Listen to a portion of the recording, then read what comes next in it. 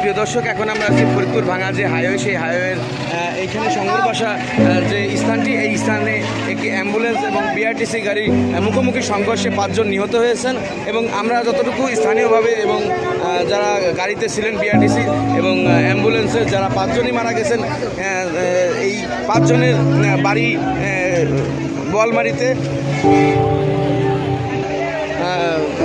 এই 5 জনের বাড়ি মাদারীপুরে এবং এই যে গাড়িটি দেখতেছেন, গাড়িটি হলো ঢাকা মেট্রো ট 11/2229 এবং মোবাইল নাম্বারটি দেখতেছেন 0173339634449।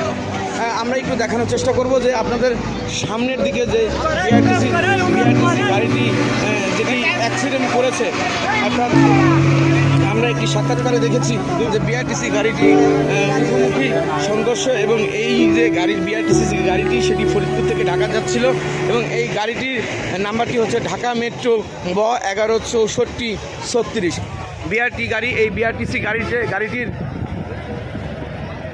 যে ড্রাইভার উনরা সহ এবং এই যে যাত্রী ছিল সবাই এখান থেকে পলাতক এবং যে যাত্রী তাদের ভাষ্য অনুযায়ী যে গাড়িটি আমাদের যে চালানো ভালো ছিল না এবং সেই সাথে এখানকার যে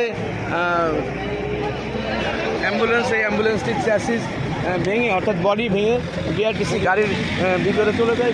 এখান থেকে প্রায় 15-20 হাত দূর থেকে তাদেরকে শেষরিয়ে পর্যন্ত আনা হয়েছে।